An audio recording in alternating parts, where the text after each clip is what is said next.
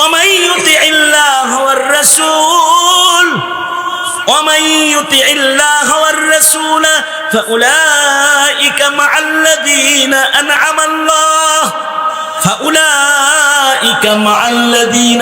أنعم الله عليهم من النبيين والصديقين والشهداء والصالحين وحسن أولئك رفيقا কারণ আল্লাহর রাসূল বলেছেন আলা রাসূলুল্লাহ সাল্লাল্লাহু আলাইহি ওয়াসাল্লাম লা ইউমিনু আহাদুকুম হাত্তা আকুনা আহাব্বা ইলাইহি মিন ওয়ালিদিহি ওয়া ওয়ালাদিহি ওয়ান নাসি আজমাইন। আল্লাহর নবী বলেন মা বাবা ভাই বোন আপনজন স্বজন এমনকি নিজের জানের চাইতেও যতক্ষণ পর্যন্ত একজন মুমিন রাসূলকে বেশি ভালো না বাসবে ততক্ষণ পর্যন্ত ইমানদারের দপ্তরের নাম উঠবে না, কামিল মুমিন সে হতে পারবে না। আল্লাহর নবী হযরত আবু হুরায়রাকে দেখার পরে বলতেছে আবু হুরায়রা, জি আবু হুরায়রা তুমি এখানে আসছো কেন?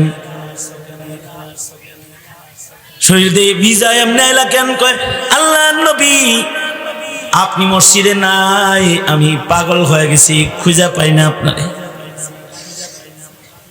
সাহাবীরা নবীরে না দেখলে পাগল হয়ে যেত। আবু হুরায়রা বলে ওগো আল্লাহর নবী আপনারে দেখতে পাইতেছি না, যে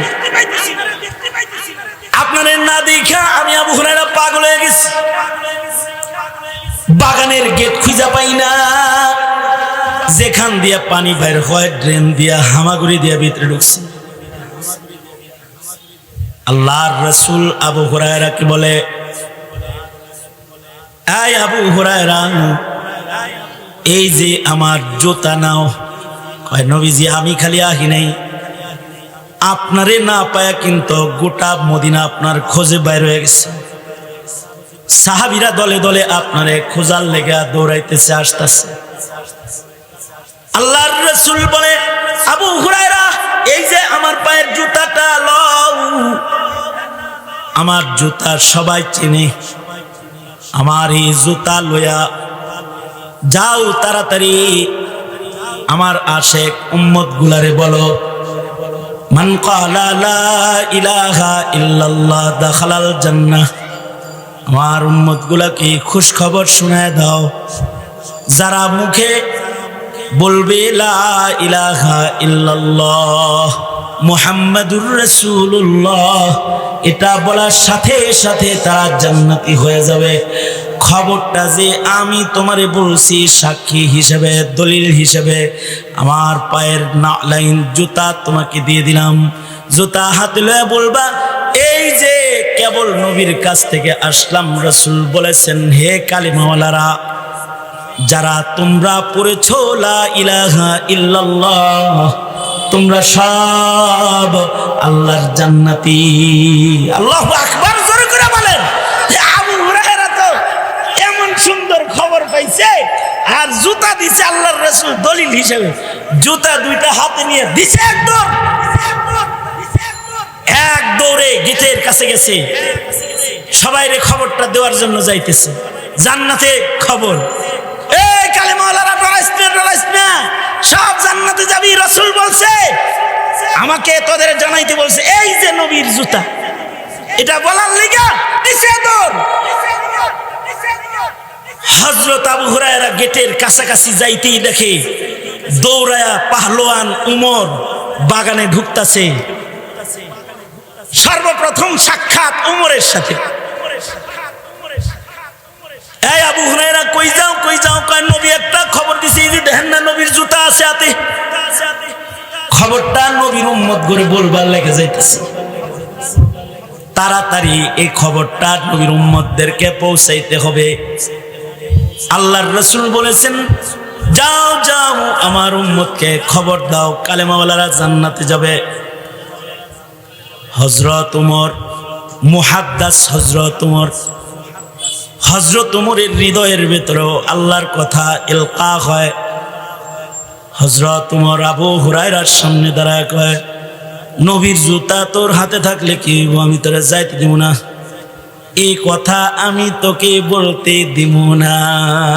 যা পিছনে যা, এটা বলা যাবে না এখন, পিছনে যাও। না না না, আল্লাহর রাসূল বলছে বলতে আর আমনে ফিরেন। কারণ সাহাবীর কাছে নবীর কথার মূল্য তো বেশি। আবু হুরায়রার কাছে তো উমরের কথার চাইতে নবীর কথার মূল্য বেশি না? আবু হুরায়রা উমরে ধাক্কা দিয়েই যায়, কিন্তু উমর তো পাহলোয়ান উমর। উমর এইরকম পাহলোয়ান উমর।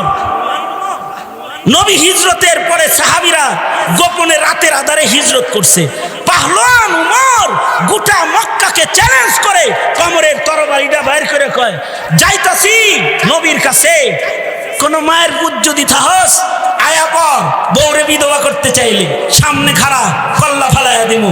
কেউ যদি চাস নিজের মায়ের কল খালি করবি, খালি আয়া পর, আমি মুহাম্মাদুর রাসূলুল্লাহ সাল্লাল্লাহু আলাইহি সাল্লামের আশিক, আমি উমর আমার নবীর কাছে যাইতেছি, সাহস থাকলে ফিরা আমার। আল্লাহু আকবার জোরে করে বলেন। পাহলোয়ানের ঢংটা কি? এই পাহলোয়ানরে ধাক্কা দিতেছে আবু হুরায়রা। হযরত ওমর বুক বরাবর একটা মক্কা মারছে, একটা ঘুষি দিচ্ছে। এক ঘুষি দিলে তো আবু হুরায়রা চিত হয়ে পড়ে গেছে। হযরত ওমর গেছি নবীজির কাছে, এটা তো চিৎ করে ফালাইয়া দিছে। ঘুষি খায়া চিন্তা করছে এবার তো ঘুষি দিছে, এরপরেও যদি সামনে যাই তাহলে তরবারি দিয়ে গলা কেটে নবীজি হযরত উমর সামনে গেলে উমরের সাথে কথা বলতাস। হযরত আবু হুরায়রা কানতে কানতে আল্লাহর রাসূলের কাছে যায় কয়, জুতা দুটা দিলেন দলিল হিসাবে, বললেন সবাই রে সুখবর দিতে যে চিন্তা করতে মানা করো, সব আল্লাহর জান্নাতে যাবে। ও আল্লাহর নবী, আপনার কথাটা কারোর কাছে কইতে পারলাম না, শুধুই মাত্র ওনার কাছে বলছিলাম, একটা ঘুষি দিছে, ব্যথা করতেছে, পড়ে গেছি। হযরত ওমর সামনে দাঁড়ানো আল্লাহর রাসূল বলে, ওমর তুমি কি তাকে মেরেছো? হ্যাঁ আমি মারছি।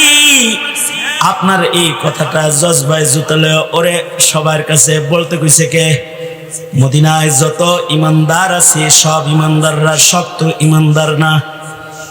এই কথার রহস্য তো সবাই বুঝবে না।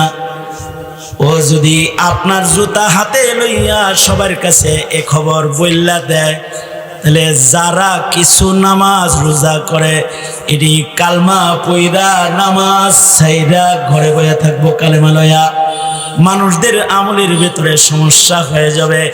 এ কারণে আমি উমর তারে ঠেক দিছি আর একটা ঘুষি মারছি।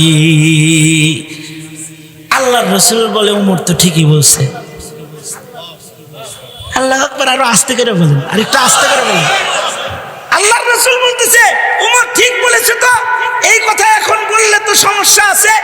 এই কারণেই কিন্তু আউলা কেশ, পাগল বেশ, তবলা বাবা, দয়াল বাবা, কেবলা কাবা যারা আছে, এদের না নামাজ লাগে, না সুন্নত লাগে, না রোজা লাগে, না হজ্জে বাইতুল্লাহ লাগে। এরা ওই যে কালেমা লয়ে বয়ে রইছে, শুধু কালেমা দিয়ে জান্নাতে চলে যাবে। যাদেরকে মহান আল্লাহ হিসাব ছাড়া আল্লাহ পাকের জান্নাত দান করবে, মুনআম আলাইহি, এমন হিসাব ছাড়া আল্লাহর জান্নাতে যারা যাবে, আল্লাহর এমন মনোনীত বান্দা 4 প্রকার।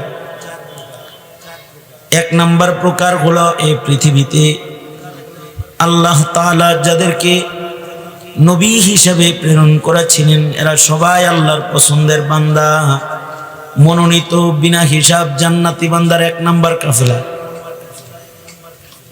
নবীদেরকে আল্লাহ তাআলা বিনা হিসাব আল্লাহর জান্নাত আল্লাহ তাআলা দান করবে। নবীদের হিসাব ছাড়া নবীরা আল্লাহ পাকের জান্নাতে যাবে।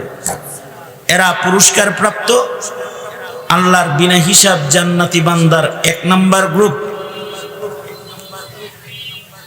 দ্বিতীয় নাম্বার যারা বিনা হিসাব আল্লাহর জান্নাতে যাবে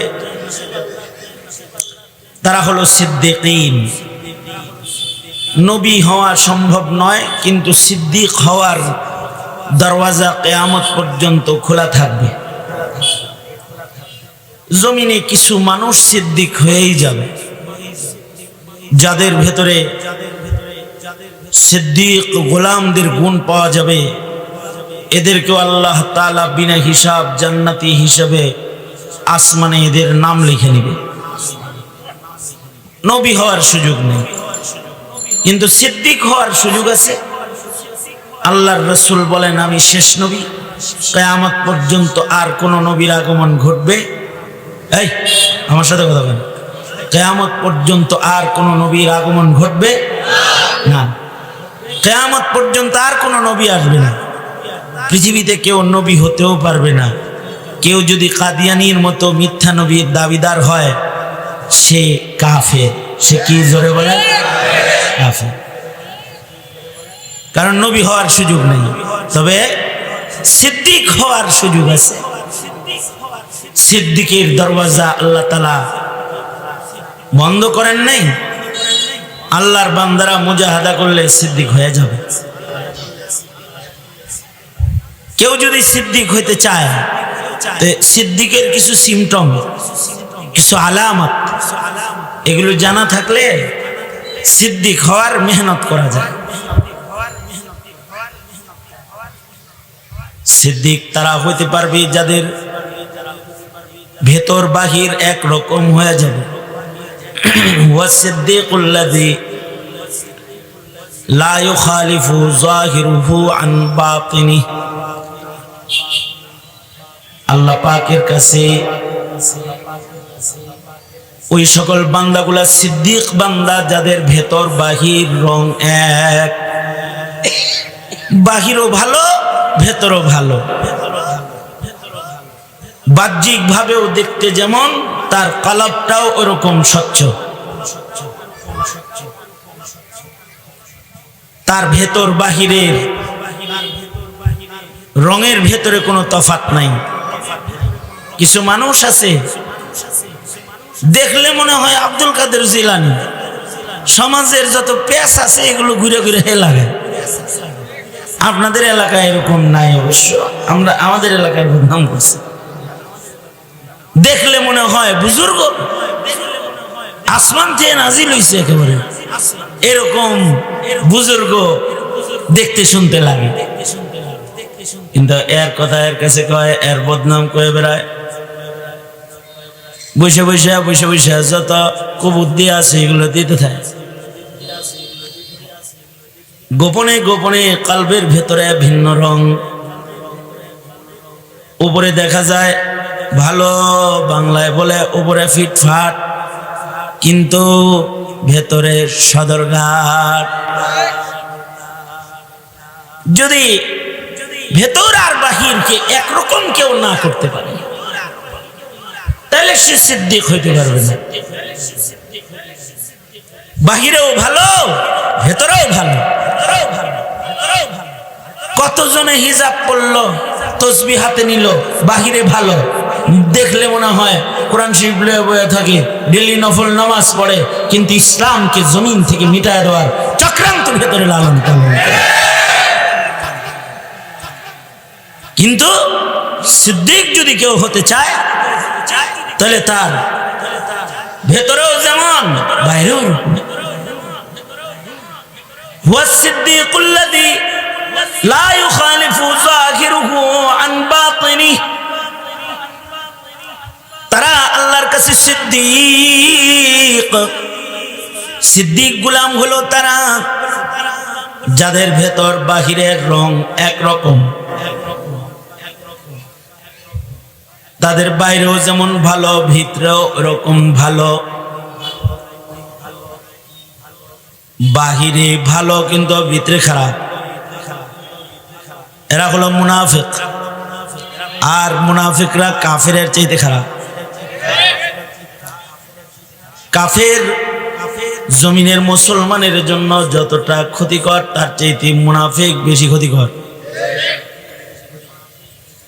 কারণ কাফেরকে মানুষ কাফের হিসেবে চিনি, কিন্তু মুনাফিক যেটা এটারে বুজুর্গ হিসেবে চিনি, রাবিয়া বসরি হিসেবে চিনি, কিন্তু ভিতরে খারাপই। এ কারণে মুনাফিকদেরকে আল্লাহ তাআলা কাফেরদের চেয়েও নিচের জায়গায় দোজখে রাখবে। ইন্নাল মুনাফিকিনা ফিদ দারকিল আসফালি মিনান নার। এ কারণে সাহাবায়ে কেরাম ওনারা মুনাফিকের ভয় খুব বেশি করতেন।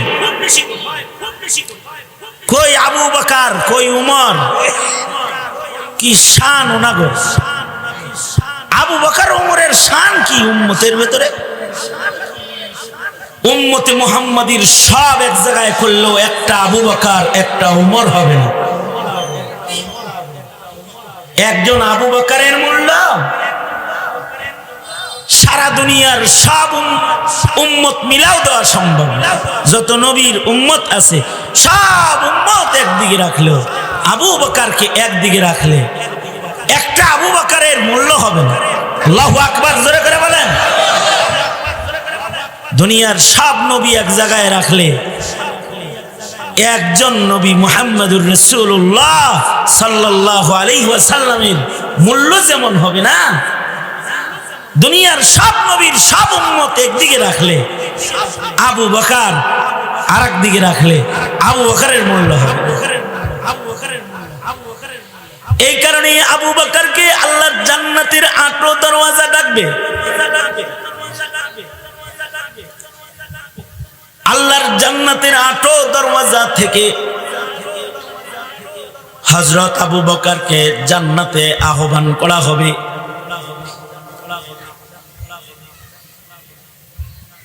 আবু বকরকে বলা হয় সিদ্দিকদের সর্দার।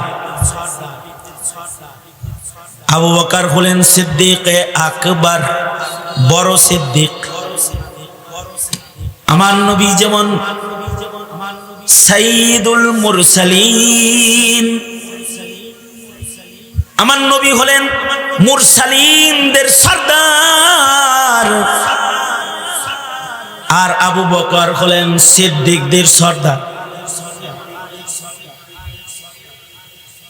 আবু বকরকে আল্লাহর জান্নাতের 8 দরওয়াজা ডাকবে।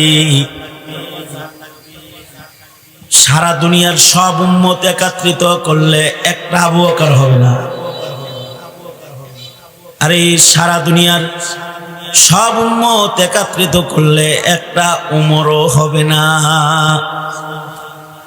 কারণ উমরের শানও মেলা ভারী। উমর সম্পর্কে রাসূল বলে উম্মতের ভিতরে নবী হওয়ার উপযুক্ত মানুষ হলো উমর।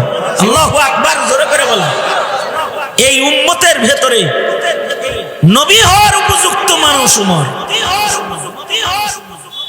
আল্লাহর রাসূল বলেন যদি আমার পরে কেউ নবী হতো তাহলে উমরকে আল্লাহ তাআলা নবুয়ত রিসালাত দান করত, নবী বানায়া দিত আল্লাহ তাআলা।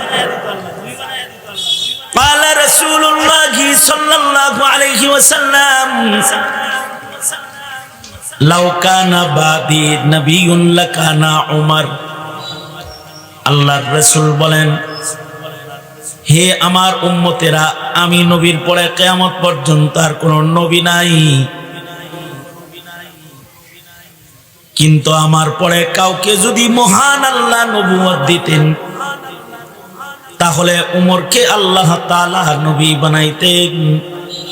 ইসলাম সে তো পরশমণি, তারেকে পেয়েছে খুঁজে, পরশে তাহার শোনা হলো যারা তাদের ওই মোরা বুঝি।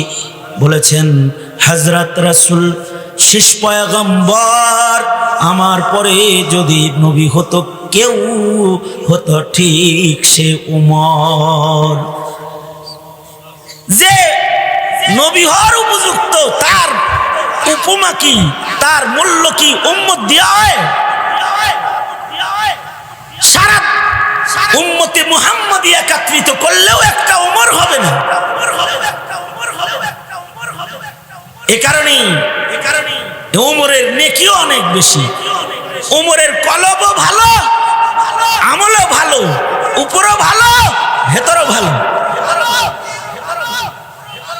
এমনি ওমরের এত দাম না। ওমরের বাহ্যিক হালত কি?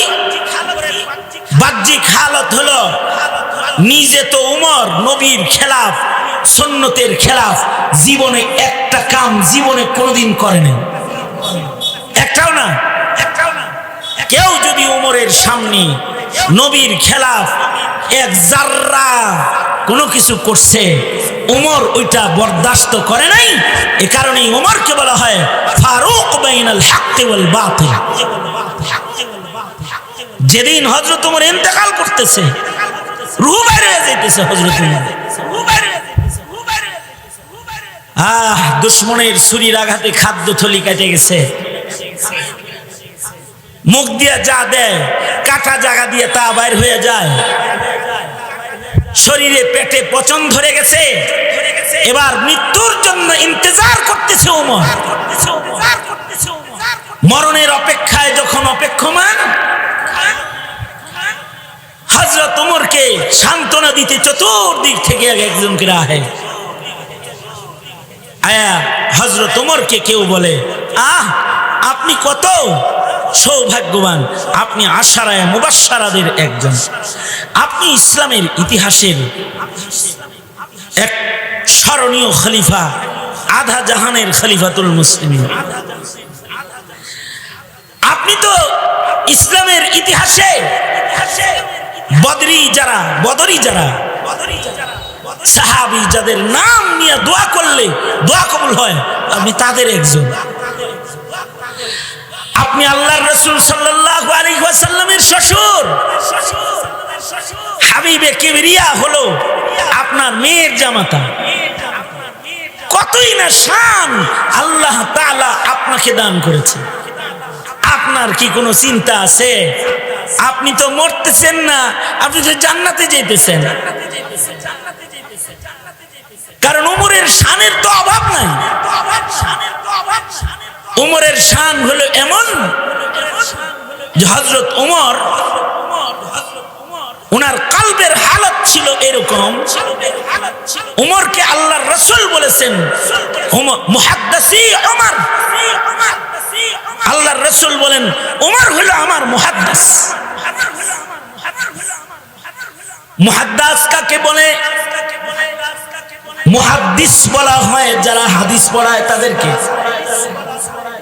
মুহাদ্দিস বলে যার কলবকে আল্লাহ তাআলা এত পছন্দ করে যে আল্লাহ তাআলা নিজের কথা তার কলবের ভেতরে ইলকা করে।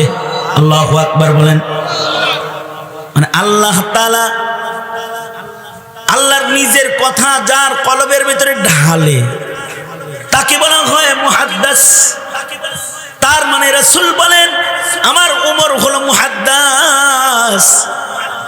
ওমরের কলবের ভেতরে আল্লাহ তাআলা কথা ঢালে। এ কারণেই হযরত ওমরের মেজাজ ওহীর মেজাজ ছিল। ওমর যা বলতো আল্লাহ তা বলতেন। বহু জায়গায় ওমরের কথা মতো আল্লাহ তাআলা কোরআনের আয়াত নাজিল করছেন। ওমর যেমন বলেছে, আসমান থেকে কোরআনে কারীমের আয়াত আল্লাহ তাআলা ওমরের কথার সমর্থন করে নাজিল করেছে। যার কথাকে আল্লাহ সমর্থন জানাইছে বারবার। কলবটা কিরকম? লা ইউখালিফু যাহিরুহু আন বাতিনিহি। উপরটা যেরকম ভেতরটাও এরকম। এই কারণে হযরত ওমর কখনো কখনো হযরত ওমর কিছু বললে আল্লাহর রাসূল এটা মেনে নিতেন। একবার আল্লাহর নবী হঠাৎ করে একবার মসজিদে নববী থেকে বাইরে বের হয়ে চলে গেলেন। হঠাৎ করে সাহাবীরা মসজিদে নববীতে আছে, নবীজি মসজিদ থেকে বের হয়ে গেছে। নবীজিরে খুঁজে পাওয়া যাইতেছে না, কই গেছে? হযরত আবু হুরায়রা বলেন, মদিনায় মুনাফিকের অভাব নাই, যারা নবীজিকে একা পাইলে নবীর উপরে আক্রমণ করবে। পাগল হয়ে গেলাম, রাসূল গেল কই? পাগল হয়ে গেছি। সাহাবীর হৃদয়ের নবীর মুহাব্বত তো সর্বোচ্চ। আমরা যেমন নবী প্রেমিক, সাহাবীরা ওই রকম নবী প্রেমিক না। সাহাবীরা নবীজিকে নিজের জানের চেয়ে বেশি ভালোবাসে।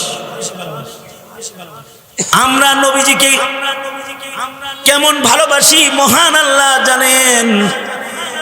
যদি নবী প্রেমের পরীক্ষা আল্লাহ তাআলা আমাদের কাছ থেকে নেয়, তাহলে আমরা ধরা খেয়ে যাব।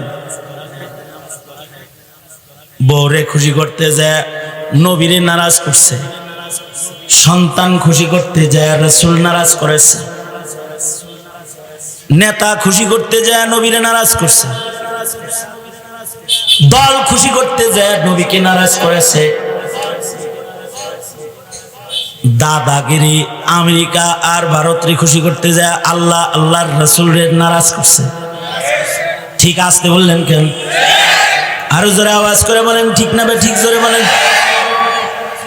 তার মানে হলো বিবিরে খুশি করতে যায় নবী নারাজ করছে, ছেলেরে খুশি করতে যায় নবী নারাজ করছে, সন্তান সন্ততি পরিবারকে খুশি করতে যায় রাসূলকে নারাজ করছে, নেতারে খুশি করতে যায় রাসূলরে নারাজ করছে।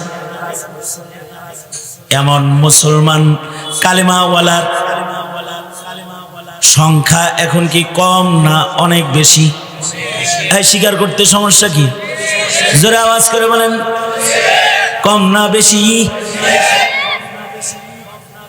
দলের আহ্বানে বের হয় কিন্তু নবীর আহ্বানে বের হয় না। দল নারাজ করতে রাজি না, কিন্তু আল্লাহ আল্লাহর রাসূল যে নারাজ, যার কাছ থেকে হাউজে কাউসার পান করতে হবে, যার শাফাআত ছাড়া আল্লাহ জান্নাতের দ্বার খুলবে না, যিনি শাফাআত না করলে জান্নাতে যাওয়া যাবে না, যিনি আল্লাহ পাককে না বললে আল্লাহ বিচার শুরু করবে না। হাসরের মাঠে কাহার আর জালাল লইয়া আল্লাহ তাআলা যখন বসে পড়বেন, আমাদের নবী আলাইহিস সালাতু ওয়াস সালাম ছাড়া আর কেউ আল্লাহর সামনে কথা বলার সাহস পাবে না। সব নবী ইয়া নাফসি নাফসি করবে। মুহাম্মাদুর রাসূলুল্লাহ সাল্লাল্লাহু আলাইহি ওয়াসাল্লাম আরশের নিচে সেজদা দিয়ে কাঁদবে, মাকামে মাহমুদে আল্লাহ পাকের প্রশংসা করবে। আল্লাহ পাককে বিচার শুরু করতে বললে আল্লাহ পাক বিচার শুরু করবে। আল্লাহর নবী প্রথম আল্লাহর জান্নাতে কড়া নাড়াবে। নবীজি বলেন, আনা আউয়ালু মান আকরাউ বাবাল জান্নাহ, আনা আউয়ালু মান আকরাউ বাবাল জান্নাহ। আল্লাহর রাসূল বলেন, আমি নবীদের ভিতরে সেই নবী যে প্রথম জান্নাতের দরজায় যায় করে খটখট, এবং আমার জন্য জান্নাত সর্বপ্রথম খোলা হবে। আনা আউয়ালু শাফিঈন, আমি আল্লাহর আদালতে দাঁড়ায় প্রথম সুপারিশ করব। আনা আউয়ালু মুশাফফাঈন, আমার শাফাআত আল্লাহ তাআলা কবুল করবে। আমার শাফাআত কবুল করে আল্লাহ তাআলা বান্দাদের জন্য জান্নাতের দুয়ার খুলবে।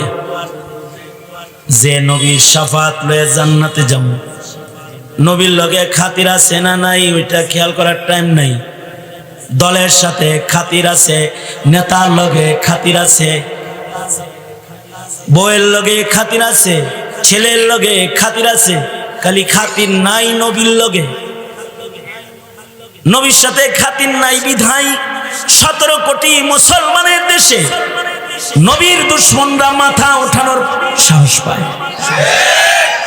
নবীর দুশ্মন যারা নাস্তিক মোরতাদ যারা, তারা কথা বলার সাহস পায়, কারণ তারা জানে 17 কোটি মুসলমান থাকলেও 17 কোটি আসলে আশিকে রাসূল না। মিষ্টি খাওয়ার আশেক, জিলাপি খাওয়ার আশেক, ঈদে মিলাদুন নবী পালন করার আশেক, বছরে একবার র্যালি করার আশেক, কেক কাটার আশেক, কিন্তু জীবন দিয়া ইশক, জানের চাইতে নবীরে বেশি ভালোবাসবে। এই ইশক একমাত্র সাহাবায়ে কেরামের শান। সাহাবীদের প্রত্যেক সাহাবী, প্রত্যেকজন এক একজন সবাই নবীজিকে নিজের জানের চাইতে বেশি ভালোবাসতেন। আল্লাহু আকবার জোরে বলেন। জানের চাইতে বেশি ভালোবাসতেন নবীজি। হ্যাঁ, নাই তা না, আজও আছে যারা নিজের জানের চাইতে রাসূলকে বেশি ভালোবাসে। তাদেরকে শাপলা চত্বরে ঝাঁঝরা করে শহীদ করার পরে ঘরে বসে থাকে না, আবার রাজপথে নবীর জন্য দাঁড়ায় যায়। আছে এখনো, নাই তা না, নাই তা না, আছে যারা নিজের জানের চাইতেও রাসূলকে বেশি ভালোবাসে, আছে, কিন্তু সংখ্যা কম। সংখ্যা যদি 17 কোটি মুসলমানের দেশে 16 আনা আমরা গড়তে পারতাম, তাহলে কোন সরকারের হিম্মত ছিল না শাতেমে রাসূল যারা আল্লাহর রাসূলকে আঘাত করে তাদেরকে ছাড় দেয়। এদেশে মৃত্যুদণ্ডের আইন পাশ করেই সরকারকে ক্ষমতায় বসে থাকতে হতো যদি আমরা প্রেমিক হতাম। এই 17 কোটি যদি একসাথে জবান খুলে বলতো জানের চাইতে রাসূলকে বেশি ভালোবাসি, শাতেমে রাসূলের মৃত্যুদণ্ডের আইন পাশ করতে হবে, তাছাড়া ক্ষমতার চেয়ারে বসে থাকতে দেব না, প্রাণ দিয়ে নামায় ফেলবো।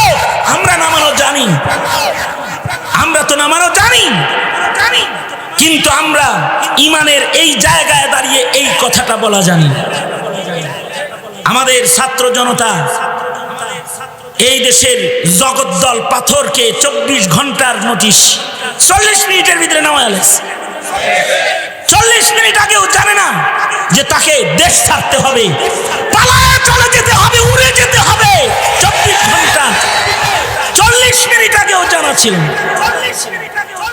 এই তো সেই জাত, এরা যদি নবীর কথা বলতো এক জবানে, তাহলে এদেশে কোনো সরকারের ক্ষমতা ছিল না। নাস্তিক, নবীর দুশ্মন, হাদিস অস্বীকারীকে কমিশনে জায়গা দেয়, ঘাটটা ধরে বের করে দিত তাকে দেশ থেকে, ঘাটটা ধরে বের করে দিত। কিন্তু আমরা আমাদের ইমানের এই জায়গাটায় যাওয়ার মতো যোগ্যতা আমাদের নাই। শিক্ষার অভাব, সোহবতের অভাব, না জানার কারণে ইমানের এই বিষয়গুলো নজর দেওয়ার মতো সুযোগ আমার মুসলিম সন্তানদেরও হয়ে ওঠে না। আমার মুসলিম যুবকেরা, তোমরা এখানে যারা রয়েছে, এই দেশের মুসলমানদেরকে নবী প্রেম শিখাইতে অথবা নবীর হক আদায় করতে 313 যেমন যথেষ্ট, একটা মাহফিলের আশিকে রাসূলরাও যথেষ্ট। যদি তারা সত্যিকারের আশিকে রাসূল হয়ে দাঁড়ায়, একটা মাহফিলের আশিকে রাসূলরাও যথেষ্ট। সাহাবায়ে কেরামের নবী প্রেমের ওই জায়গাটা যেটা, এটা তো আজব ছিল। কারণ আল্লাহর রাসূল বলেছেন, আলা রাসূলুল্লাহি সাল্লাল্লাহু আলাইহি ওয়াসাল্লাম, লা ইউমিনু আহাদুকুম হাত্তা আকুনা আহাব্বা ইলাইহি মিন ওয়ালিদিহি ওয়া ওয়ালাদিহি ওয়ান নাসি আজমাইন। আল্লাহর নবী বলেন, মা বাবা ভাই বোন আপনজন স্বজন, এমনকি নিজের জানের চাইতেও যতক্ষণ পর্যন্ত একজন মুমিন রাসূলকে বেশি ভালো না বাসবে ততক্ষণ পর্যন্ত ইমানদারের দপ্তরের নাম উঠবে না, কামিল মুমিন সে হতে পারবে না। এ কারণে সাহাবায়ে কেরাম তো জানের চাইতে রাসূলকে বেশি ভালোবাসতেন, জীবনের চাইতে বেশি। নবীজি মসজিদ থেকে বাইর হয়ে গেছে, সাহাবীরা নিজের জানের চাইতে বেশি রাসূলকে ভালোবাসে। সাহাবীরা নবীজির সন্ধানে মসজিদ থেকে বের হয়ে গেছে, কই গেল আল্লাহর রাসূল, আসে না কেন? হযরত আবু হুরায়রা নিজে রিওয়ায়াত করেন যে আমি তো পাগল হয়ে গেছি, ঘুম, নবী কই গেল?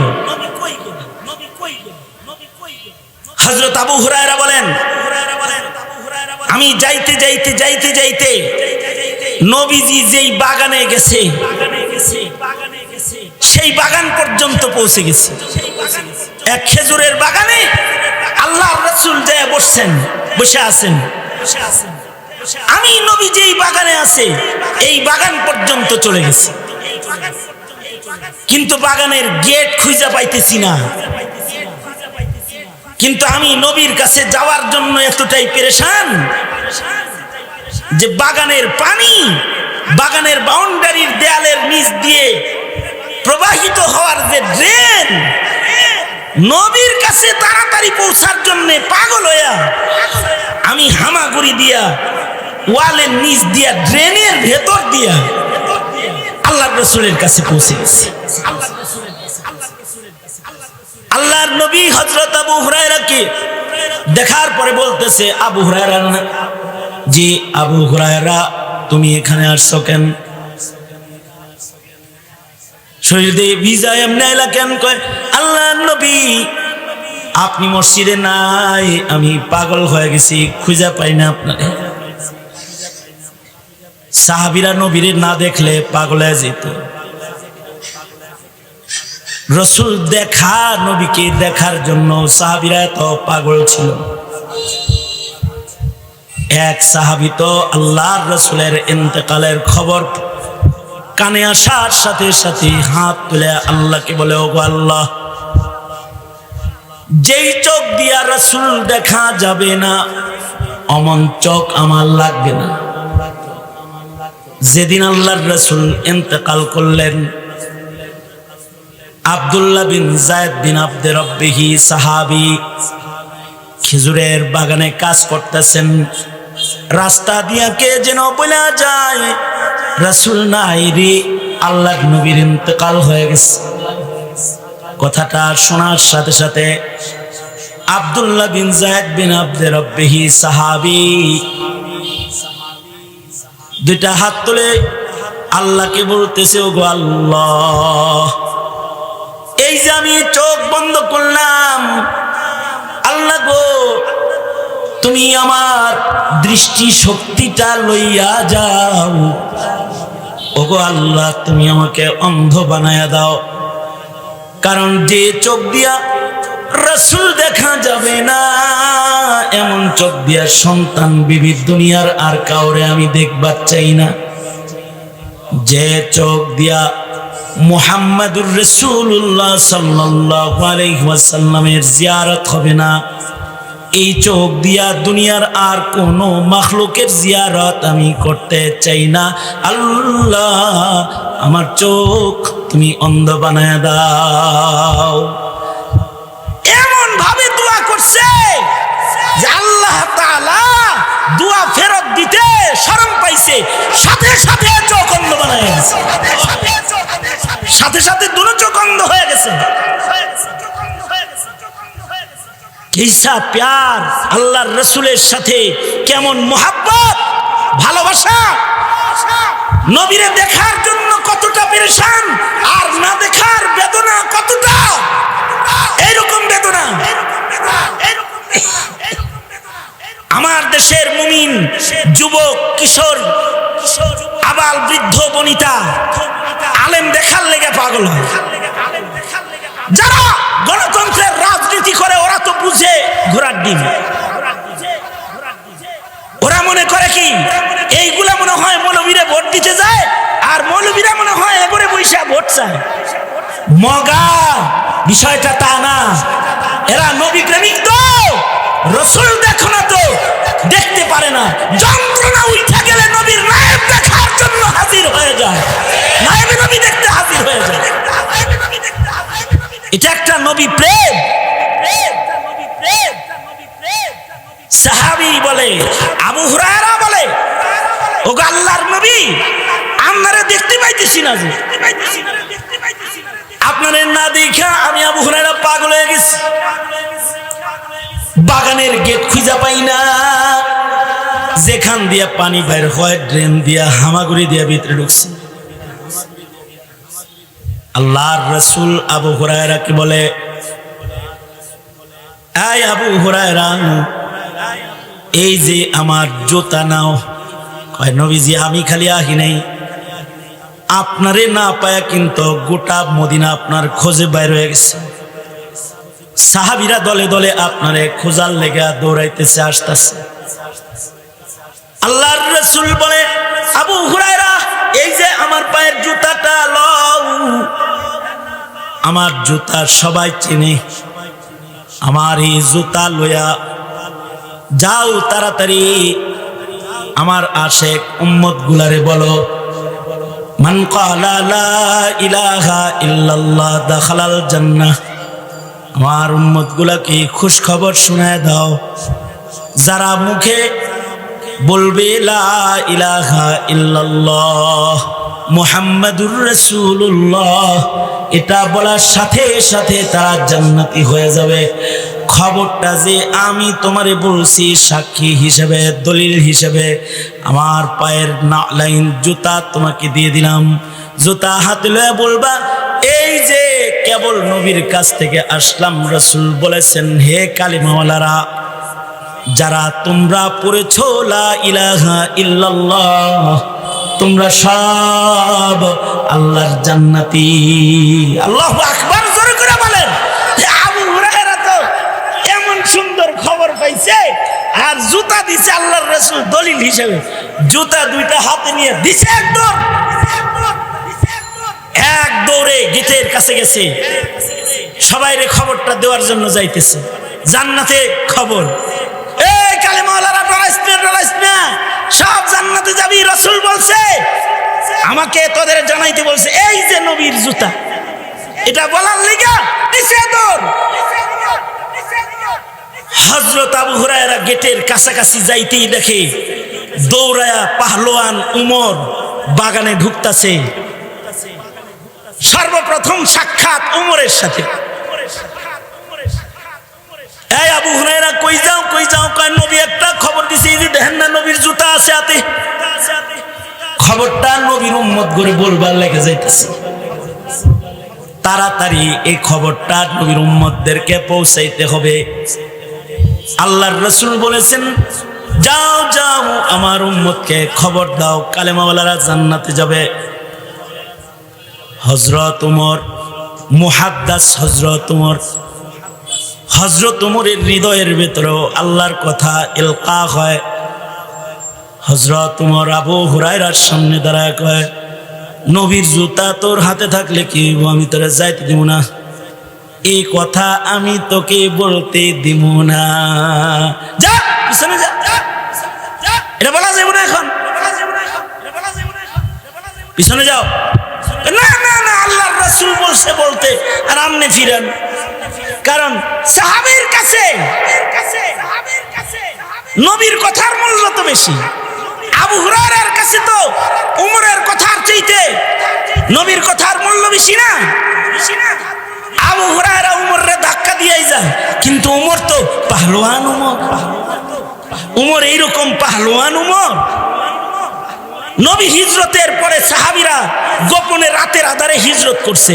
পাহলোয়ান উমর গোটা মক্কাকে চ্যালেঞ্জ করে কোমরের তরবারিটা বাইর করে কয়, যাইতাছি নবীর কাছে, কোন মায়ের পুত যদি থাহস আয়া পর, বউরে বিধবা করতে চাইলে সামনে খাড়া কল্লা ফালাইয়া দিমু। কেউ যদি চাস নিজের মায়ের কল খালি করবি, খালি আয়া পর, আমি মুহাম্মদুর রাসূলুল্লাহ সাল্লাল্লাহু আলাইহি সাল্লামের আশিক, আমি উমর আমার নবীর কাছে যাইতেছি, সাহস থাকলে ফিরা আমার। আল্লাহু আকবার জোরে করে বলেন। পাহলওয়ানের ঢংটা কি? এই পাহলওয়ান রে ধাক্কা দিতেছে আবু হুরায়রা। হযরত ওমর বুক বরাবর একটা মক্কা মারছে, একটা ঘুষি দিচ্ছে। এক ঘুষি দিলে তো আবু হুরায়রা চিত হয়ে পড়ে গেছে।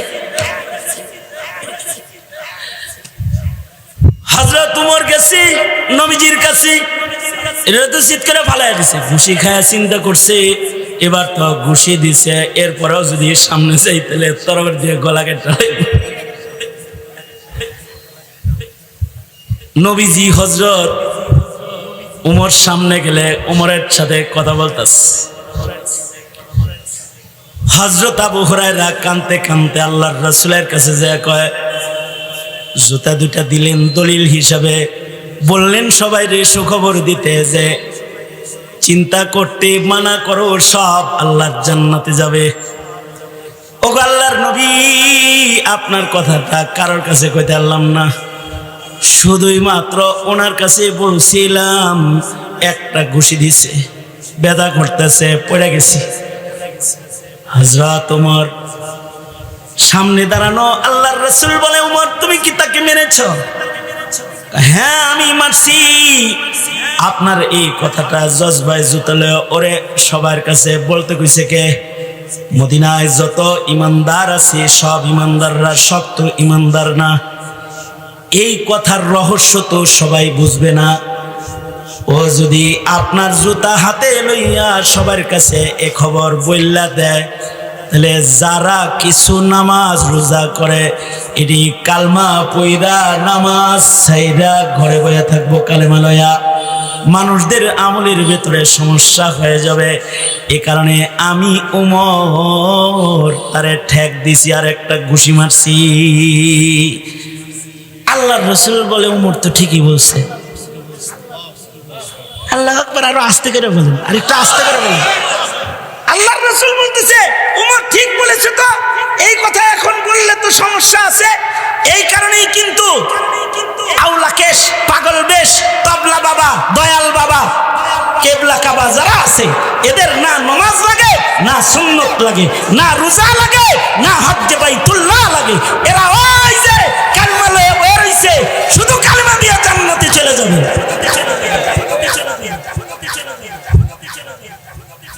তো এখন প্রশ্ন হইল, একটু আগে আল্লাহর রাসূল বললেন সব জান্নাতি, এখন উমর থামাইছে, আর এখন উমর রে কয় উমর তো ঠিকই কইছে। তাহলে নবী একটু আগে বলল কি, এখন বলে কি? তো হযরত উমর বলে, নবী যে একটু আগে একা একা যখন ছিল, তো আল্লাহ পাকের রহমত দিয়ে ঘেরা অবস্থায় জান্নাতকে এত কাছে নবীজি দেখতে ছিল যে আল্লাহর রাসূলের কাছে মনে হইতেছিল এই তো কালিমাওয়ালার জান্নাত কাছে আছে। কারণ রহমতে খোদাবন্দির দরিয়ার ভেতরে আল্লাহর রাসূল দাঁড়ায়া ছিল, আল্লাহর রহমতে ঘেরা অবস্থায় থাকার কারণে নবীজি জজবার হালতে ছিল। এবার যখন উমরের লগে কথা কইতেছে, এবার ওই হালতটার একটু পরিবর্তন হয়েছে। এবার হযরত উমরের কথাই আল্লাহর রাসূল সাল্লাল্লাহু আলাইহি ওয়াসাল্লামের কাছে আফজাল মনে হইতেছে। সাহাবীরা বলে, মুহাদ্দিসরা বলে, আল্লাহর রাসূলের কাছে খালি আফজাল মনে হবে কেন? আল্লাহর কাছে উমরের কথা ভাল লাগে। উমরের কলবের হালত এমন যে উমর যদি কিছু বলে, আল্লাহ তাআলা কোরআনের আয়াত করে ওইটাকে জমিনে নাজিল করে। আল্লাহু আকবার জোরে করে বলে।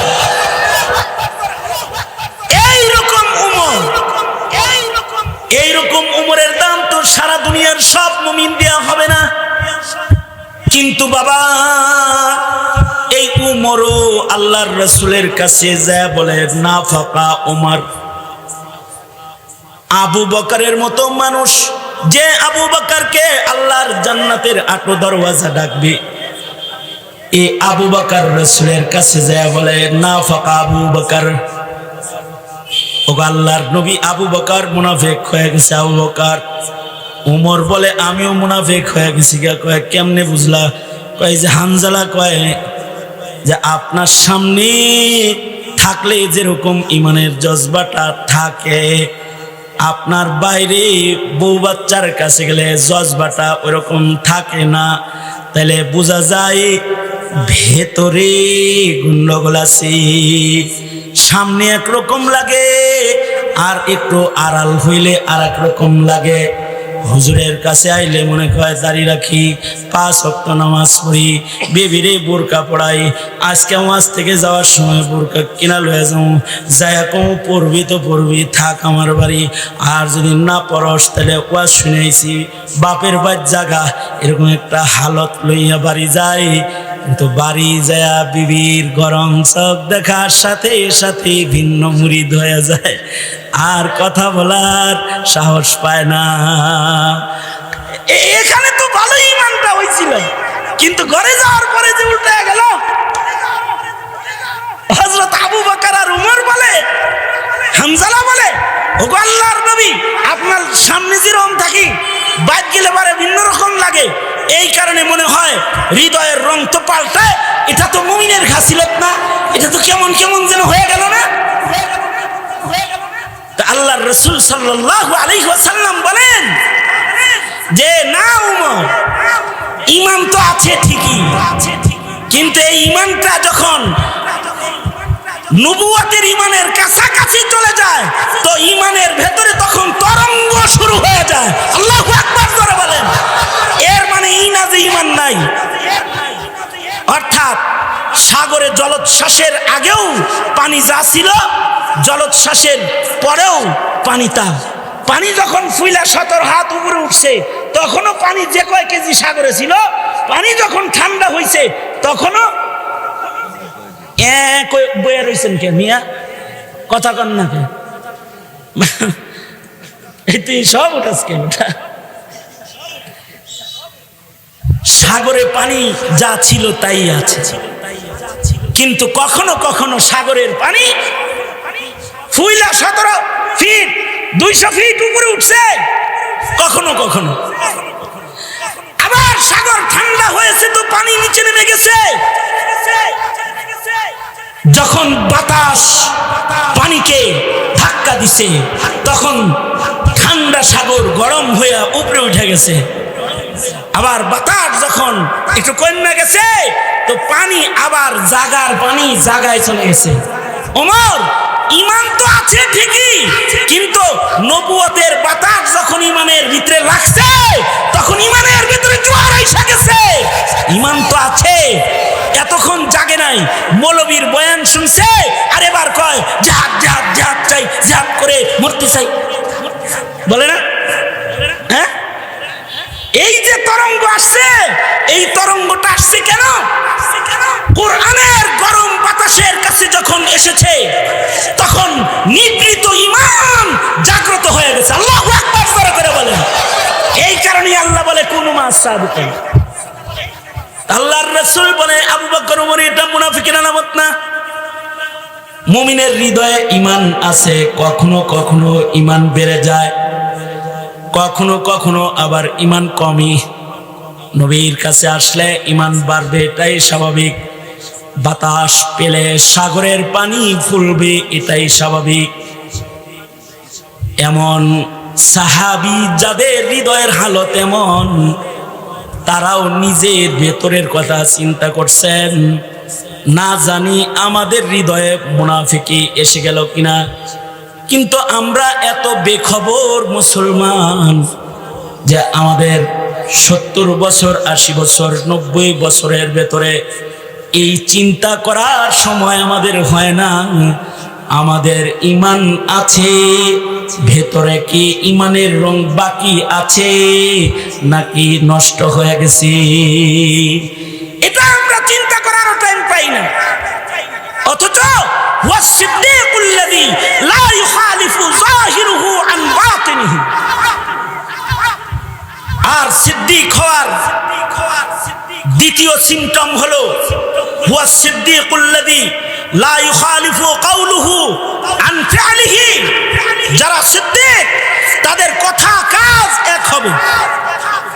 সিদ্দিক তারা হতে পারবে ওয়াস সিদ্দিকুল্লাযী ইয়াবযুলুল কাউনাইনি ফি রিজা মাহবুবিহি, সিদ্দিকরা আল্লাহ পাওয়ার জন্য জীবন দিতে রাজি, ঘর ছাড়তে রাজি, দেশ ছাড়তে রাজি, সম্পদ কোরবানি দিতে রাজি, কিন্তু ঈমান কোরবানি দিতে তারা রাজি না।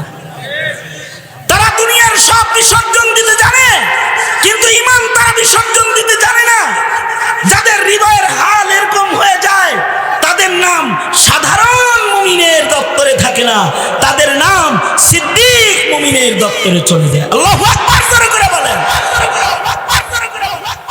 সুতরাং নবী হওয়া যাবে না, কিন্তু সিদ্দিক তো হওয়া যাবে। সিদ্দিক হওয়ার জন্য মেহনত করা যেতে পারে। সিদ্দিকরা বিনা হিসাব আল্লাহর জান্নাতি। সিদ্দিকদের পরে যারা বিনা হিসাব আল্লাহর জান্নাতে প্রবেশ করবে তারা হলো শুহাদা, যারা আল্লাহর দ্বীন আল্লাহর জমিনে কায়েম করার জন্যে, যারা নবীর ইজ্জত রক্ষা করার জন্যে, যারা কোরআনের সম্মান রক্ষা করার জন্য জীবন দিয়ে শহীদ হবে, কিন্তু জান দিবে, কিন্তু ইসলামের ক্ষতি তারা সাধন হতে দেবে না। এমন শুহাদা যারা, তারা বিনা হিসাব আল্লাহর জান্নাতি। আর এরপরে বিনা হিসাব যারা আল্লাহর জান্নাতে যাবে, যারা আল্লাহ ওয়ালা, অর্থাৎ তাদের সাথে গুনাহের সাথে সংযোগ নাই, ইবাদত তারা ছাড়ে না, গুনাহ তারা করেন, এই ওয়ালিরাও বিনা হিসাব জান্নাতে যাবে। এই চার প্রকারের মানুষ বিনা হিসাব জান্নাতি। কিন্তু নবীর সুন্নতের রং, নবীর ইত্তিবার রং যাদের ভেতরে পাওয়া যাবে, যারা নবীর দাড়িরে ভালোবাসবে, যারা নবীর টুপিটারে ভালোবাসবে, যারা নবীর পাঞ্জাবিকে ভালোবাসবে, যারা নবীর তরিকারে ভালোবাসবে, যারা নবীর তরিকায় চলাকে স্বাচ্ছন্দ্যের জিন্দেগি মনে করবে, যারা সুন্নতের ইত্তিবাকারী হবে, আল্লাহ তাআলা বলেন এই ন্যূনতম আমার নবীর অনুকরণকারী যারা, এই উম্মতগুলাও আমার পছন্দের উম্মত, এই উম্মতগুলাও আমার পছন্দের বান্দা, এদেরকে আমি নবীদের সাথে, সিদ্দিকদের সাথে, শহীদদের সাথে, ওলিদের সাথে, এদেরকেও আমি আল্লাহর জান্নাত আমি দিয়ে দেব। সুবহানাল্লাহ। ওই কথাটাই আল্লাহ তাআলা বলতেছেন, ومن يطع الله والرسول ومن يطع الله والرسول فأولئك مع الذين أنعم الله أنعم الله عليهم من النبيين والصديقين والشهداء والصالحين وحسن أولئك رفيقا। এ কারণে বন্ধু, প্রাচ্যের পাশ্চাত্যের কাফেরদের অনুকরণের ভেতরে শান্তি না। শান্তি হলো মুসলিম হিসাবে নবীর অনুকরণের ভেতরে। যেমন দুনিয়ার শান্তি, তেমন কবরের শান্তি, তেমন হাসরের শান্তি।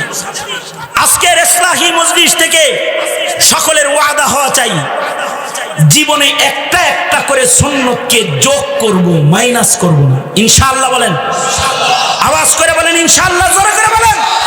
এটার নাম ঈমান। রাজি কারা কারা? বলেন ইয়া আল্লাহ, আজ থেকে নবীর সুন্নাত নিজের জীবনে যুক্ত করব, সুন্নতের মাধ্যমে নবী প্রেম প্রকাশ করব। চিল্লা এখন ইনশাআল্লাহ। আমি বলবো আস্তে, আপনারা বলবেন জোরে। জোরে আওয়াজ করে বলেন ইনশাআল্লাহ, জোরে বলেন। এই সিরাজগঞ্জের উলামা হযরতরা, আমার সাথে যাদের তাল্লুক আছে, মুজাহিদিন হযরতরা এখানে আছে, ওনারা এই সুন্নাত শিখাইতে ইসলাহি ইজতিমা করবে মসজিদে মসজিদে। আপনারা তাদের সঙ্গ দিবেন ইনশাআল্লাহ বলেন। যদি এটা না দেন, হাত নামান। যদি এটা না দেন আপনারা, তাহলে আমি আপনাদেরকে একটা ভয়ঙ্কর সংবাদ দিয়ে যাচ্ছি। সেটা হলো, আপনি মুসলিম থাকলেও আপনার ছেলে, আপনার নাতি, আপনার পুতি নাস্তিক হয়ে যাবে, নাস্তিক হয়ে যাবে। ইসলাম জিন্দা থাকবে না রক্তের ভিতরে। সুতরাং ভাই ও দোস্ত বুজুর্গ, নিজের খানদানের ভেতর থেকে ঈমান ইসলাম রে বিদায় না করি। ইনশাআল্লাহ জোরে করে বলেন, এই মেহনত করবেন তো ইনশাআল্লাহ। আল্লাহ আপনাদেরকে কবুল করুন।